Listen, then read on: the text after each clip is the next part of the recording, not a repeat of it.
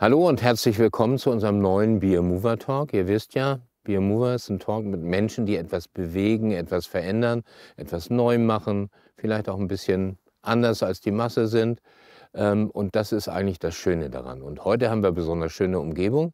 Wir sind im schönen Österreich, genauer gesagt im Hartsteinwerk kurz vor Kitzbühel. Bei mir ist Franziska Cusumano. Hallo Franzi, wir kennen uns schon ein bisschen, deswegen duzen wir uns. Warum sind wir heute hier in diesem wirklich beeindruckenden Gelände? Ja, also im Moment, diese Tage findet ja in Kitzbühel das berühmte Hahnenkammrennen statt. Und wir haben einen Kunden aus Übersee, einen begeisterten Unimog-Fan, der auch hier sein wird oder der schon ein paar Tage hier ist. Und wir eine Probefahrt, ein Offroading hier im Steinbruch mit ihm geplant haben heute Nachmittag. Okay, du freust dich wahrscheinlich schon drauf, das zu machen? Absolut. Und der Kunde hoffentlich auch. Ja. Und wenn es gut läuft, was passiert dann? Also wenn es gut läuft, dann freut sich erstmal der Kunde. Wir haben jede Menge Spaß und vielleicht wird der Kunde dann eben auch noch mal 1, 2 Fahrzeuge mit in die USA nehmen.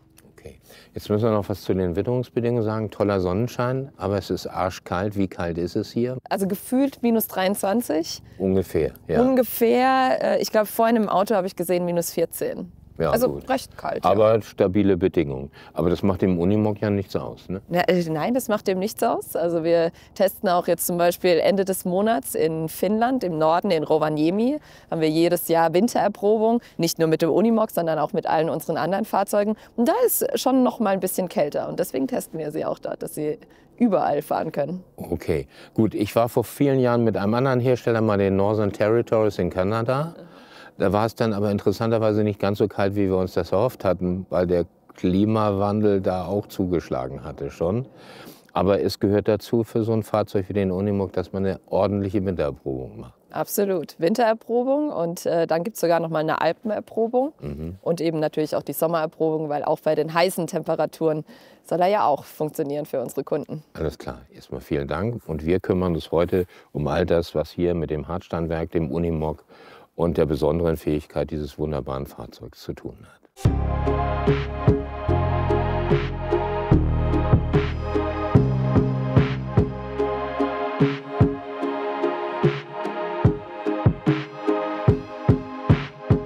So, wir haben jetzt den Standort gewechselt und es uns ein bisschen gemütlich gemacht, hier im Hartsteinwerk, dem Steinbruch kurz vor Kitzbühel.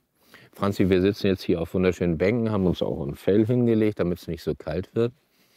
Du hast einen Job übernommen in der Firma, der heißt MBS, kurz abgekürzt, ne? Dahinter versteckt sich eine ganze Menge. Was ist das, was sich dahinter versteckt? Also MBS steht für Mercedes-Benz Special Trucks oder Sonderfahrzeuge und es ist im Prinzip der komplette Sonderfahrzeugbereich. Wir sind aufgestellt wie eine kleine Firma im großen Konzern. Also es ist wirklich eine Truppe, die von der Entwicklung der Fahrzeuge bis zur Produktion und zum Vertrieb alles in sich gebündelt hat. Und Sonderfahrzeuge, sagt schon, ist ein bisschen besonders und besonders eben für die Einsatzzwecke. Okay, und die Einsatzzwecke sind zum Beispiel, was muss ich mir darunter vorstellen, Kommunalfahrzeuge oder Panzer? Oder was? Ja, also du gehst auf jeden Fall schon mal in die richtige Richtung. Es sind eigentlich 4 Segmente, 4 Hauptsegmente. Zum einen Abfallwirtschaft und Müllsammeln. Also immer wenn du einen schönen Mercedes Econic jetzt siehst, das ist einer von uns. Dann aber auch kommunal, wie du gerade schon angesprochen hast. Dann aber auch ein großes Segment für uns ist Feuerwehr und Katastrophenschutz. Und das letzte ist tatsächlich der Defense-Bereich, der auch bei mir in der Organisation gebündelt ist. Gut. Wenn ich an Feuerwehr und Katastrophenschutz denke, denke ich zunächst mal an den Unimog. Irgendwie so ganz automatisch. Und ich denke zum Beispiel an Ahrtal. Die hatten damals nicht genug Fahrzeuge. Ja. Und da waren unsere Unimogs auch im Einsatz, die wir dann zum Teil auch hingeschickt haben. Was ist das Besondere an diesem Fahrzeug Unimog? Das wäre eine sehr einfache Frage, ja, wo ich jetzt sehr lange drüber sprechen könnte. Also ich fange mal beim Produkt selbst an. Und du hast gerade schon die Einsatzgebiete angesprochen im Ahrtal. Also es sind einfach Produkteigenschaften, die ganz, ganz, ganz besondere Einsatzzwecke möglich machen. Also beispielsweise Wartfähigkeit. Also Wartfähigkeit bedeutet relativ lange durch ziemlich hohes Wasser fahren und dass danach natürlich der Unimog weiterhin auch fährt. Oder auch im Waldbrand die Möglichkeit, Möglichkeit, Offroad in den Brand reinzufahren. Das sind schon ganz bestimmte Produkteigenschaften bis hin zu Portalachsen und alles, was hier in den Unimogs mit technisch dann auch verbaut ist. Das ist vielleicht das auf der technischen Seite. Aber du fragst ja auch, was macht den Unimog besonders? Es gibt ja schon eine große Leidenschaft oder fast schon Euphorie, ein Hype um den Unimog, ein Fieber. Und das ist, glaube ich, auch das, für was der Unimog steht. Also der Unimog steht auch für Aufbruch, für Mut, für vielleicht auch Abenteuer teilweise und für Hoffnung in ganz vielen Sachen. Und die Menschen, die dahinter sind, sowohl die Kunden als auch die Mitarbeiter, ich glaube auch, dass es das ist, was die antreibt. Dieser Unimog als Universalmotorgerät, damals nach dem Krieg entwickelt, der wird ja mit Verbrennermotoren betrieben.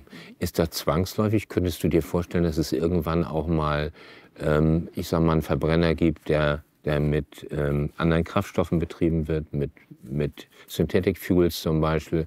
Oder könntest du dir vorstellen, dass es auch mal einen elektrischen Unimog gibt? Also da muss ich darauf antworten, es gibt sogar schon einen. Und zwar keinen elektrischen, aber einen mit heißer Wasserstoffverbrennung. Also da ist ein Verbrennungsmotor drin und der wird mit Wasserstoff betrieben. Das hatten wir jetzt über das letzte Jahr sehr, sehr viel Entwicklungsarbeit und auch Testing reingesteckt und der fährt. Aber das Besondere daran ist ja, der fährt nicht nur, sondern treibt auch die Arbeitsmaschinen an, weil eigentlich ist das auch gerade bei dem Unimog-Geräteträger das, was den Unimog besonders macht. Und das wäre sozusagen auch eine Entwicklungsmöglichkeit für die Zukunft, dass man gerade, wenn es darum geht, die Emissionen zu senken, dass man dann mit dem Wasserstoffverbrenner auch sehr, sehr gute Werte erreicht. Absolut, absolut. Und ich habe es eben gerade schon mal angesprochen, was die Herausforderung beim Unimog ist, dass es ein viel, viel kompakteres Fahrzeug ist. Das heißt, man muss auch alles irgendwo verbaut kriegen und auch die Arbeitsleistung erzeugen, um das Arbeitsgerät anzutreiben. Und das sehen wir im Moment gerade den Wasserstoffverbrennungsmotor als sehr vielversprechend.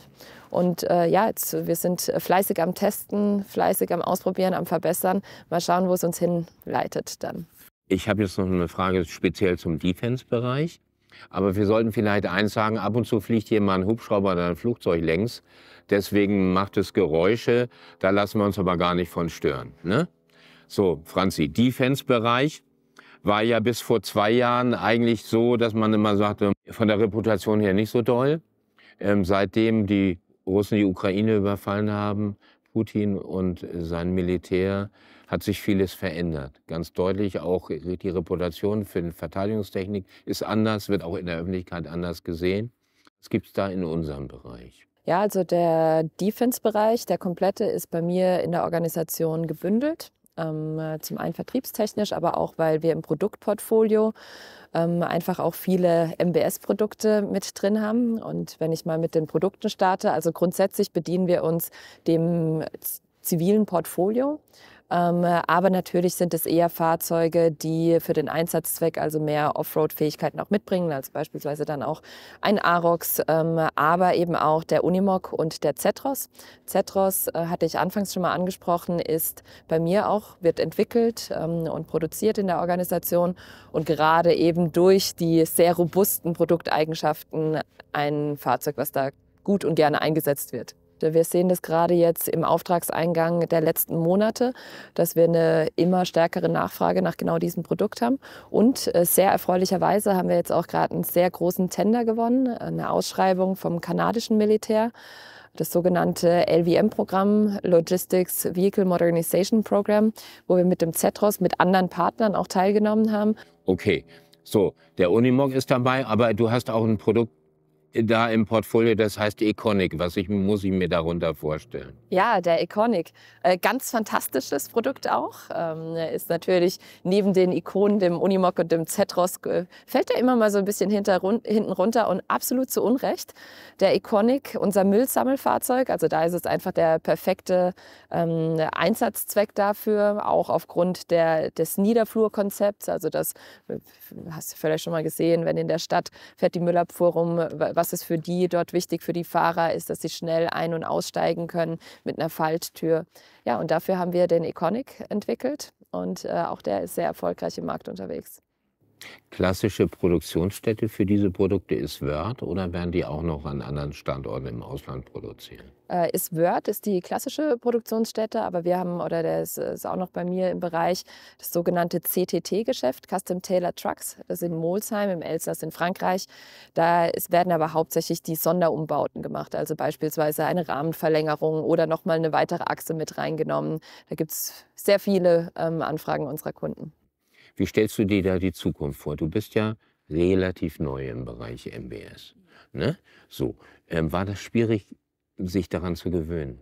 Das ist ja eigentlich, typischerweise denkt man immer, es ist eine reine Abteilung für Kerle, die irgendwie im Sonnenuntergang nach Laramie reiten.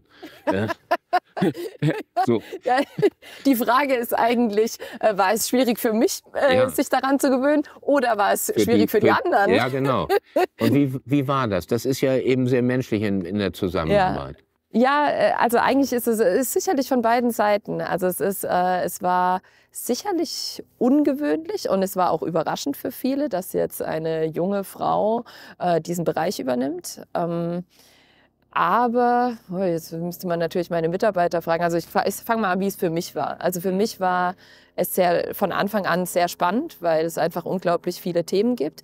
Aber auch der ganze Bereich und die Mitarbeiter einen von der Leidenschaft für die Produkte auch wirklich anstecken und auch mich das gleich gepackt hat und es hauptsächlich einfach nur Spaß macht, dort zu arbeiten.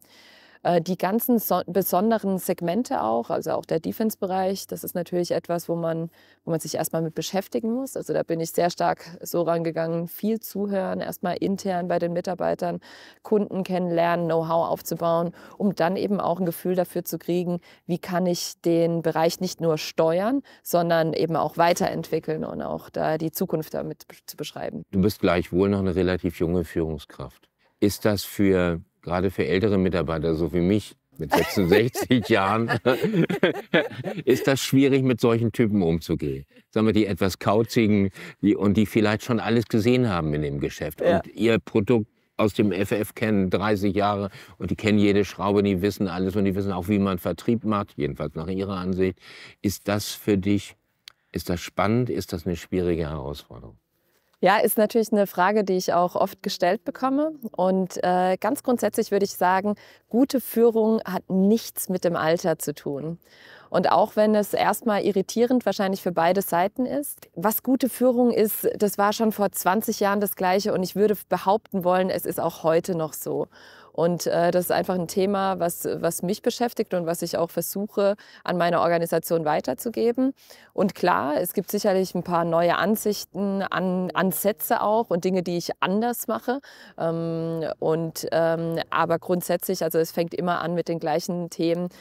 Den Mitarbeitern gut zuhören, sich wirklich mit der Sache, mit den Fakten zu beschäftigen, eine Vision, eine Zielsetzung zu kreieren, die Menschen da auch mitzunehmen auf dem Weg.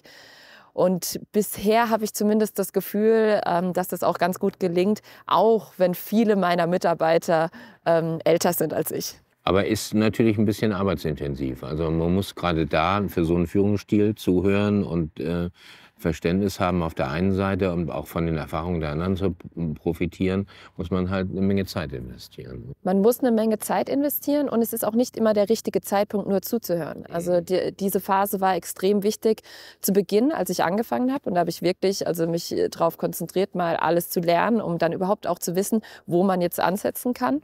Aber dann gibt es auch Phasen und Zeiten, wo es besonders wichtig ist, Entscheidungen zu treffen und vielleicht nicht mehr alles bis zum Ende durchzudiskutieren. Und auch das ist natürlich auch meine Aufgabe. Und da ein gutes Händchen dabei zu haben, was dann die richtigen Entscheidungen sind. Sehe ich eben genauso. Ne? Das ist die Erfahrung, die ich auch in den letzten 40 Jahren gemacht habe. Du kannst lange reden, aber irgendwann muss einer mal entscheiden und Verantwortung übernehmen. Ne? So. Ich komme immer noch mal wieder auf den Unimog zurück, weil das so ein einzigartiges Produkt eigentlich ist. Schon ja seit Ewigkeiten da. Wenn ich in unserem Programm rumgucke, auch bei der Schwestergesellschaft Mercedes-Benz Group, gibt es eigentlich nur noch die G-Klasse, die annähernd so ein Image hat wie der Unimog. Wie siehst du die Zukunft des Unimogs? Wenn du da weit in die Zukunft guckst, wird das immer so ein Produkt sein, das so viele Tätigkeiten machen kann und aber sich immer wieder an die Erforderungen der Zukunft anpasst? Da würde ich jetzt mal mit einem ganz klaren Ja antworten. Also das ist auch die Hauptfrage, die mich umtreibt und die auch meine ganzen Organisationen umtreibt. Wie stellen wir dieses Produkt so auf, strategisch, dass es wirklich für sehr, sehr viele weitere Jahre auch immer wieder sich den neuen Kundenanforderungen auch anpassen kann.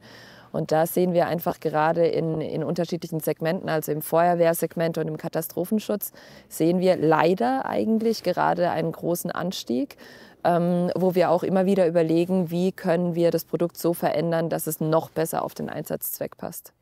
Da wird ja jetzt auch von politischer Seite gesagt, wir müssen da viel mehr tun im Katastrophenschutz, Klimawandel und ähnliche Dinge, die da kommen. Und da ist ja eigentlich dieses Produkt oder die Produkte, die du da verantwortest, sind ja genau die richtigen. Absolut, absolut.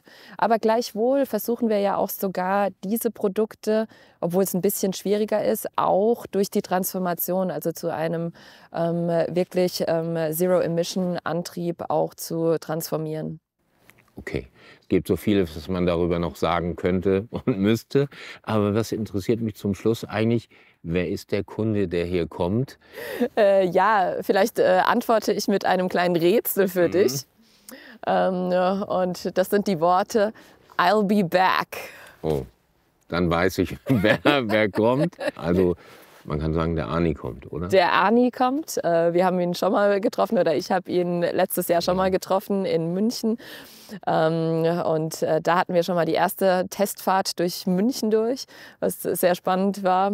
Ich glaube, wir wurden kaum erkannt, außer von einem Fahrradfahrer. Wir standen an der Ampel und der Fahrradfahrer, der sich umgedreht hatte, und hat wohl erst mich da gesehen, was wahrscheinlich schon ungewöhnlich ist, und dann gedacht, hey, den anderen kenne ich doch auch, und hatte dann an der Ampel ein Selfie von sich gemacht und uns beiden.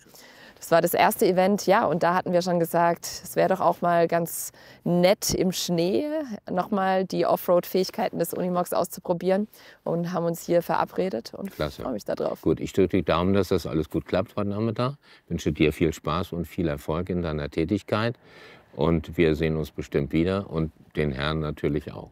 Okay, ich danke dir, Franzi.